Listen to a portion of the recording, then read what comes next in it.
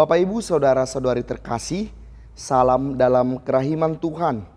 Yakinlah bahwa Yesus sangat mencintai saya, Anda dan kita semua. Semoga kita dalam keadaan baik-baik saja saat ini. Selamat menyambut tahun baru 2022. Dan kini saya akan menghantar kita untuk melihat bagaimana peribadatan dalam gereja Katolik terkait menyambut tahun baru. Bapak Ibu saudara-saudari terkasih, saya membuat video ini dalam rangka beralih dari tahun yang lama tahun 2021 ke tahun yang baru yaitu tahun 2022. Bagi kita orang Katolik termasuk kita yang ada di Indonesia ini, biasanya peralihan tahun kita isi dengan misa syukur penutup tahun baru. Tapi tahukah kita bahwa sebenarnya dalam liturgi gereja kita yang namanya misa khusus intensi peralihan tahun sebenarnya tidak ada. Ya, tidak ada yang namanya peralihan tahun dalam liturgi gereja kita. Yang ada ialah misa harian untuk tanggal 31 Desember yang masih merupakan oktav Natal. Karena itu biasanya para petugas liturgi sering kebingungan untuk menemukan ritus liturgi yang tepat untuk peralihan tahun. Terlebih lagi, para petugas liturgi akan mencari-cari bacaan yang memang tepat untuk misa peralihan tahun ini. Tak jarang pastor kemudian berinisiatif memilih bacaan-bacaan khusus dalam misa yang dipilih agar sesuai dengan tema misa peralihan tahun. Liturgi gereja kita tidak mengenal misa peralihan tahun karena memang tanggal 31 Desember menuju tanggal 1 Januari bukanlah tahun baru bagi liturgi gereja kita. Tahun baru bagi liturgi gereja kita ialah peralihan dari masa biasa menuju masa Advent yang adalah awal tahun liturgi. Dengan demikian harus dimengerti tahun liturgi jelas berbeda dengan tahun Masehi. Namun meski demikian gereja tetap memberi kemungkinan untuk merayakan peralihan tahun Masehi ini secara khusus dengan beberapa tradisi. Sebelum melihat tradisi yang ada dalam gereja kita, mari kita melihat kira-kira apa tradisi yang hidup dalam masyarakat dan budaya sekitar kita terkait peralihan tahun. Misalnya saja, kami di daerah Sumatera Utara ini, peralihan tahun merupakan satu momen yang sangat berkesan dan penting bagi setiap keluarga. Biasanya, pada jam-jam peralihan tahun, keluarga-keluarga akan berkumpul dan berdoa. Dan yang menariknya adalah momen saling menyatakan perasaan dan permohonan maaf dari setiap anggota keluarga. Tak jarang malam tahun baru ini diisi dengan isak tangis haru dalam keluarga. Karena itulah malam tahun baru biasanya menjadi momen yang sangat penting sehingga banyak perantau rindu pulang ke rumah. Lantas dalam video ini saya mengajak kita untuk melihat apa yang sebenarnya ditawarkan gereja menjadi doa khas gereja dalam peralihan tahun. Yang jelas sudah saya sebutkan di atas bahwa sebenarnya dalam liturgi gereja kita tidak dikenal yang namanya misa peralihan tahun Masehi.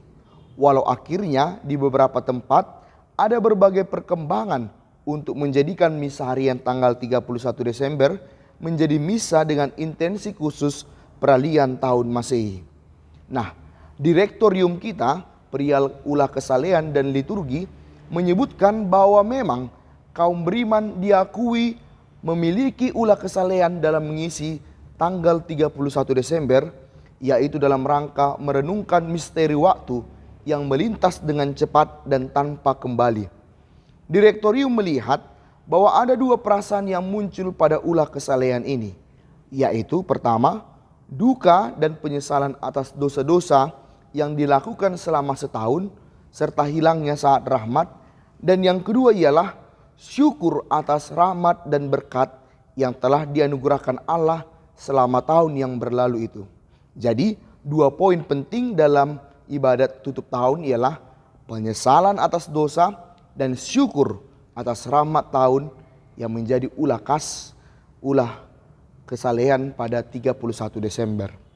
Dari dua poin ini, maka ada dua ulah kesalehan yang cukup hidup dalam gereja kita.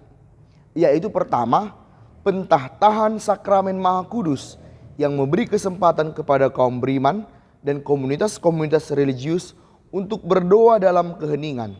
Dan inilah pentahtahan sakramen Maha Kudus inilah yang justru dilakukan oleh Paus setiap tanggal 31 Desember. Jadi Paus tidak merayakan yang namanya misa tutup tahun secara khusus, tapi mengadakan yang namanya Vesper, ibadat sore diisi dengan pentahtahan sakramen Maha Kudus pada tanggal 31 Desember. Paus di Vatikan tidak mengadakan misa tutup tahun, melainkan ibadat pentahtahan sakramen Maha Kudus. Dan rasanya memang hal ini belum dikenal dalam lingkungan sekitar kita. Pada umumnya kita di sini mengadakan misa tutup tahun pada malam tahun baru. Tentu kita akan semakin lebih kaya jika kita sekali waktu dapat merayakan adorasi pentahtahan sakramen Maha Kudus dalam rangka mengisi ibadat tutup tahun. Dan ulah kesalehan yang kedua yang disebutkan dalam direktorium ialah melambungkan madah Te Deum yang artinya Allah Tuhan kami. Ini adalah madah kuno dalam gereja sebagai ungkapan pujian dan syukur komunitas kepada Allah atas rahmat yang diterima sepanjang tahun yang akan berakhir. Madah ini ada dalam puji syukur nomor 669 dan juga di Madah Bakti nomor 491. Syairnya sangat indah dan melodinya sungguh syahdu dan menyayat hati. Disebutkan bahwa mereka yang menyanyikan madah ini secara publik di malam tahun baru akan mendapatkan indulgensi penuh. Nah, kiranya apakah kita mau mencoba menyanyikannya pada malam tahun baru kali ini? Te Deum adalah himne atau madah syukur yang biasa dinyanyikan dalam ibadat bacaan. Salah satu ibadat dalam ibadat harian Katolik yang kira-kira mirip ibadat harian ini dengan sholat 7 waktunya umat Katolik. Te Deum juga dinyanyikan sebagai ungkapan syukur kepada Allah atas berkat khusus atau karunia luar biasa yang kita peroleh. Misalnya saat terpilihnya paus baru, saat tahbisan uskup, kanonisasi Santo Santa, pengkaulan seorang religius, penandatanganan perjanjian damai, pertobatan seorang raja, dan lain-lain. Te Deum biasanya dinyanyikan pada akhir misa atau ibadat harian atau sebagai suatu ritual yang terpisah. Teks madah ini mengikuti struktur syahadat para rasul, gabungan dari visi puitis liturgi surgawi dan pernyataan iman. Teks ini dimulai dengan menyebut nama Allah dan dilanjutkan dengan menyebut semua yang memuji dan memuliakan Allah, dari hierarki makhluk surgawi sampai umat beriman Kristiani yang sudah ada di surga dan gereja yang masih mengembara di seluruh dunia. Madah ini kemudian kembali ke rumus pengakuan iman, menyebut Kristus dan mengingat kelahirannya, penderitaan dan wafatnya, serta kebangkitan dan kemuliaannya.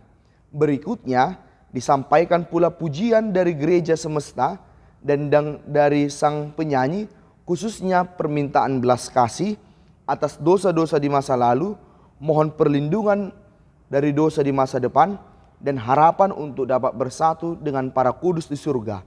Demikianlah struktur dalam madah Te Deum ini. Jadi demikian ada dua tradisi khas dalam gereja kita untuk ibadat tutup tahun setiap tahunnya. Tentu hal ini sangat baik untuk kita lakukan, dan dengan merayakannya kita sebagai orang Katolik memberi kekhasan dalam hidup kita dan dapat mewarisi kekhasan ini kepada anggota keluarga kita. Nah, Keuskupan Agung Medan, keuskupan di mana saya ada saat ini, juga menawarkan bentuk doa dalam malam tahun baru.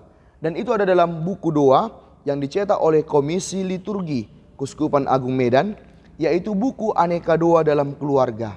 Dalam buku ini disebutkan urutan doa yang bisa dilakukan keluarga pada malam tahun baru. Pertama ialah bernyanyi lagu pembukaan, disarankan dari puji syukur nomor 646, judulnya Tuhanlah Gembalaku. Lalu dibuka dengan tanda salib dan kemuliaan. Lalu bagian ketiga adalah hantaran dari pemimpin ibadat yang mengajak anggota keluarga untuk mengenang perjalanan hidup keluarga selama setahun berlalu, seraya mohon berkat perlindungan Tuhan untuk tahun mendatang. Bagian keempat adalah mengundang kehadiran Roh Kudus yang dapat diisi dengan doa kepada Roh Kudus atau nyanyian kepada Roh Kudus. Setelah itu, seorang anggota keluarga membaca kutipan kitab suci dari Lukas bab 4 ayat 22 sampai 25. Lukas bab 4 ayat 22 sampai 25. Setelah bacaan diadakan, maka dilaksanakan juga saat hening. Setelahnya dilakukan renungan. Dalam buku ini sudah dimuat renungan yang bisa kita pakai. Pada bagian ketujuh ialah peresapan tema. Di sini pemandu mengajak seluruh anggota keluarga secara bergiliran meminta maaf dan memaafkan. Pada saat ini boleh juga dilanjutkan dengan doa damai oleh Santo Fransiskus Assisi atau dalam bentuk nyanyian pada Mada Bakti nomor 460. Doa damai sendiri ada dalam puji syukur nomor 221.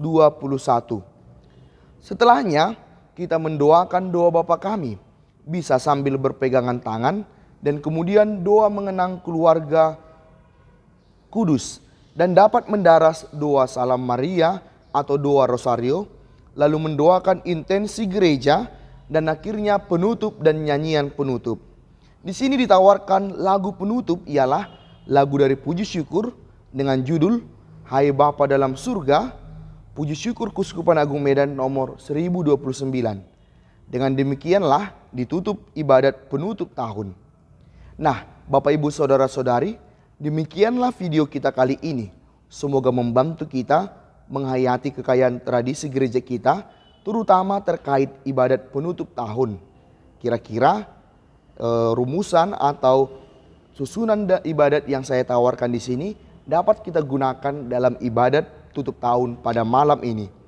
Akhirnya kita akan sungguh dibantu untuk bersyukur atas karya Tuhan dalam hidup kita sepanjang tahun. Yesus, Engkau andalanku, Pace Ebene.